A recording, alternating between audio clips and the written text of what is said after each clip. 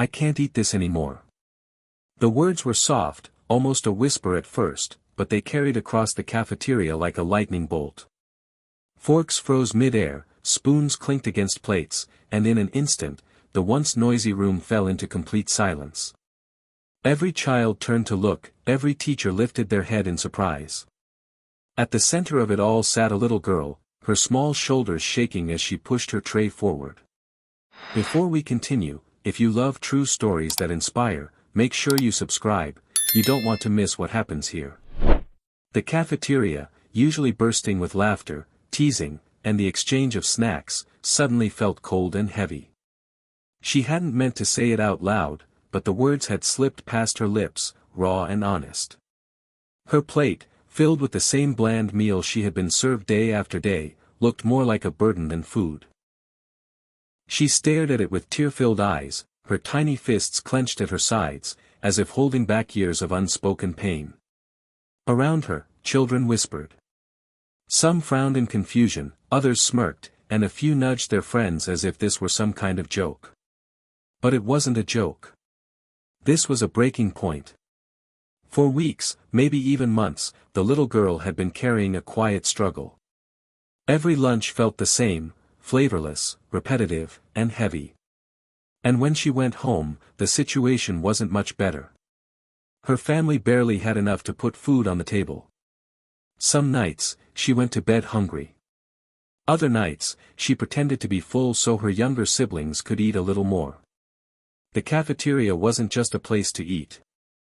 For her, it was supposed to be a chance to escape the gnawing hunger at home, to feel like every other child. But instead, it reminded her of everything she lacked. The whispers from other kids about her worn-out dress, the sideways glances at her plain food, the laughter that never seemed to include her, it all built up until, on this day, she couldn't hide anymore. I can't eat this anymore. Her voice cracked this time, loud enough for everyone to hear clearly. The tray slid forward with a sharp clatter, echoing through the stillness. Teachers exchanged uneasy looks, unsure of what to do. Some students lowered their heads, guilt washing over them for the jokes they had made at her expense. Others leaned in, curious about what would happen next. And in that heavy silence, her words seemed to hang in the air, pressing down on every heart in the room. No one expected what was about to follow. Because sitting quietly at the far end of the cafeteria, a man had heard her cry. A man no one recognized, yet someone whose next move would leave the entire school speechless. At the far end of the cafeteria, where the chatter usually faded into the hum of background noise, a man sat quietly, his presence almost unnoticed. He had been there long before the little girl's cry broke the air, sipping from a plain white cup and watching the children with a calm, measured gaze. Unlike the others in the room, he wasn't laughing or rushing through a meal. He was observing, almost as though he was waiting for something. He wasn't a teacher, and he certainly wasn't a parent on lunch duty. His suit set him apart, not flashy, but the kind that spoke of success earned through years of hard work. His posture was relaxed, yet commanding, the sort of presence that made people pay attention even when he said nothing at all. Few knew who he was. To the children, he was a stranger, a visitor. To the staff, he was the guest they had been told to expect that morning, a philanthropist, a businessman, a man who had promised to support the school's community program. But none of them could have predicted how his visit was about to unfold. When the little girl's trembling words shattered the cafeteria noise, he did not stay seated like the others. He didn't whisper or pretend he hadn't heard. He set his cup down gently, the soft click of porcelain against the table sounding louder than it should have. Then he rose. The room seemed to stretch into stillness as he stood. His shoes tapped steadily against the floor, each step drawing the attention of every child, every teacher, every worker in the room. Whispers stirred like a breeze behind him. Who is he? What's he doing? Even the principal, seated near the front, stiffened in uncertainty. But the man didn't look at them. His eyes were fixed only on the little girl. She had hunched over, her face half buried in her hands, wishing she could disappear into the floor. She hadn't meant for her words to carry so far, hadn't expected anyone to notice, especially not him. When he finally reached her table, he didn't tower over her the way adults so often did. Instead, he lowered himself down, kneeling so that his eyes met hers at the same level. The cafeteria held its breath. Children leaned forward in their seats. Teachers waited for him to scold her, to tell her to be grateful, to dismiss her cry as childish fussing. But his words surprised them all. His voice was steady, calm, and filled with kindness. "Why can't you eat it anymore, sweetheart?" The question wasn't sharp. It wasn't judgmental. It was an invitation, an opening for her to speak, to finally release what she had held inside for so long. The little girl blinked at him through tearful eyes, startled that someone had actually asked. No adult had ever cared enough to pose that question. Not like this. For the first time in a long while, she felt the weight of her silence begin to lift. And as the cafeteria leaned closer, waiting for her answer, the stranger's identity remained a mystery. No one knew yet that he was more than just a visitor. No one suspected that he was a millionaire CEO whose next move would change everything. At first, the little girl couldn't find her voice. Her lips trembled, her hands twisted together on her lap, and her eyes darted nervously around the room. The entire cafeteria had gone still. Every child was watching. Every teacher was waiting. It was as though the world itself had paused to hear what she would say next. The man's gentle question still lingered in the air, "Why can't you eat it anymore, sweetheart?" Something about the way he spoke, not demanding, not harsh, but warm and steady, gave her the courage to speak. A shaky breath left her chest, and then the words began to tumble out. "It's always the same," she whispered, her voice so thin that the children leaned closer just to catch it. "Every day, the same food. Bland. Cold. I try to eat it. I really do. But I can't anymore." Her voice wavered, and her eyes glistened with tears. But once she started, she couldn't stop. "And at home," she continued, her tone breaking, "sometimes there isn't much to eat at all. Mama says we have to make it stretch for my little brother and sister. So when I come here, I hope it will be better. I hope it will feel different. But it doesn't. It just feels like more of the same, like I'll never taste anything else." Gasps rippled through the crowd. A teacher lowered her gaze, ashamed she hadn't noticed. Some students shifted uncomfortably in their seats, guilt creeping in for the way they had laughed at her before. Even the cafeteria staff, who worked tirelessly day after day, stood frozen, their hearts heavy with the realization of how much this child had been carrying. The girl's voice cracked as she pressed her hands to her face. "I just want something different. Something that feels like real food." Those final words hit harder than anyone expected. They weren't just about food. They were about dignity, about hope, about the desperate desire to feel normal, to belong. Around her, the silence deepened. You could hear the hum of the refrigerator in the kitchen, the faint buzz of the overhead lights. But no one spoke. No one dared to break the raw honesty of her confession. Some of the children lowered their heads in shame, their earlier whispers and giggles now ringing in their ears like cruel echoes. Others stared in awe, realizing how much strength it must have taken for her to say what she had hidden for so long.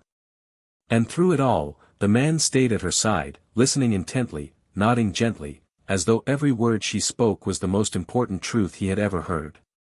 When she finally fell silent, exhausted by the weight of her confession, the room felt charged, as if everyone knew something monumental had just happened. Her cry was more than a complaint. It was a plea for help. And though the children didn't know it yet, that plea was about to change everything. Because the man kneeling beside her wasn't just anyone. He was someone with the power to make sure her words would never be ignored again. The man rose slowly from where he had been kneeling, his tall frame now towering above the tables. His eyes, still soft with compassion, swept across the cafeteria. It was as though he carried the little girl's pain on his shoulders, as though her words had struck him deeper than anyone could understand. The children held their breath. Teachers shifted uncomfortably, unsure of what he would say. Some expected him to scold her for being ungrateful, to remind her that she should eat whatever was given to her. That was the usual response. But when he opened his mouth, what came out was different. "No child," he said firmly, his voice carrying through every corner of the cafeteria, "should ever feel ashamed of the food they eat. And no child should ever have to suffer in silence." His words were like thunder in the stillness, each syllable demanding attention. The teachers looked at one another, startled. The students sat wide-eyed, as if they had just witnessed something far greater than they understood. He turned then, his gaze locking onto the cafeteria manager and the principal, who had hurried forward with anxious faces. They knew this man was important, but they hadn't expected him to become the center of this moment. And certainly not in front of everyone. The man didn't lower his voice. He spoke loud enough for every ear to hear. "Starting today," he declared, "this school's meal program will change. No more bland, repetitive meals. No more children pushing away their food in tears. I will personally fund a complete transformation of this cafeteria. Fresh meals, nutritious options, food that makes these children feel valued. Not for a week. Not for a month.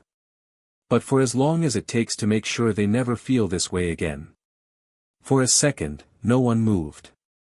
It was almost too much to believe. But then the realization sank in. A wave of emotion swept through the cafeteria like a sudden storm breaking. The children gasped, some clapping their hands in excitement. Teachers covered their mouths, tears slipping down their cheeks.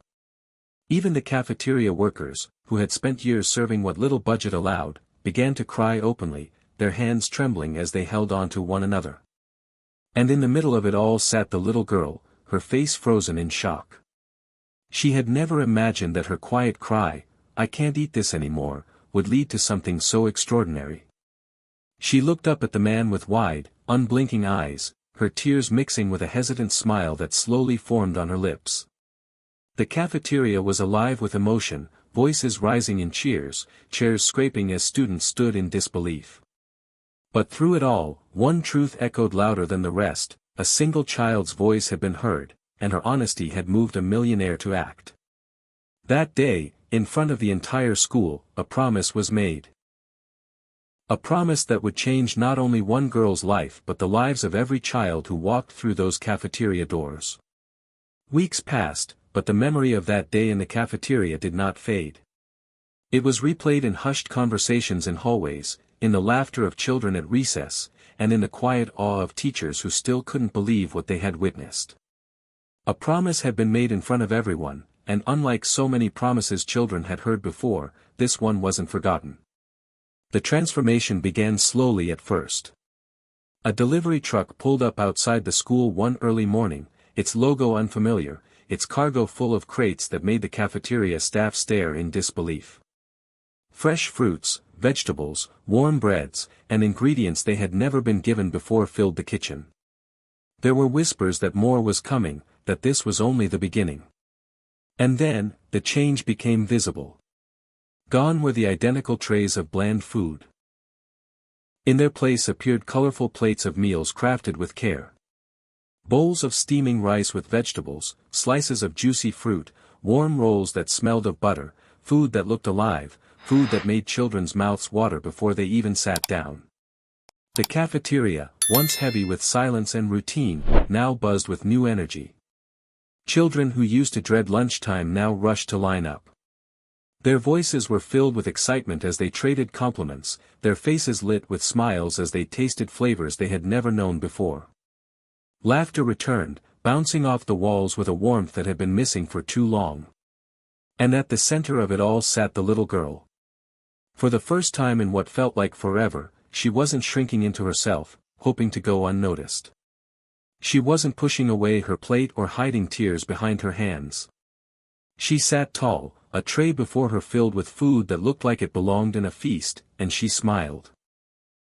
The friends who once whispered about her now leaned close, sharing bites, laughing, including her as though she had always belonged. Every bite she took felt like proof that her voice had mattered. She remembered the shame, the fear of speaking up, and she remembered the silence that followed her words. But now, that silence had been replaced by something greater, change. Real, undeniable change. The cafeteria workers, too, felt the shift. With better ingredients and new support, they cooked with pride, their hard work finally matching the gratitude in the children's faces. Teachers who had once looked away during lunch now joined in, smiling as they saw the joy spreading across the tables.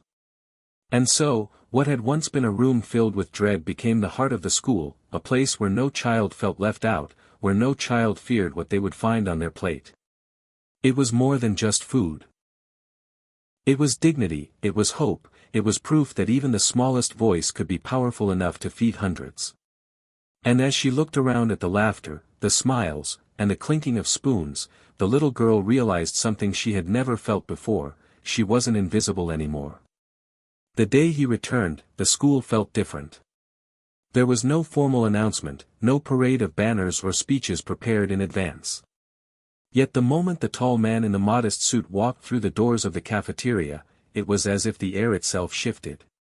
Children noticed him first, their whispers spreading faster than fire in dry grass. "He's back," one boy exclaimed, his voice cracking with excitement. Soon, dozens of eyes turned toward the entrance. Trays were set down, spoons paused midair, and a hush rippled across the room before erupting into cheers.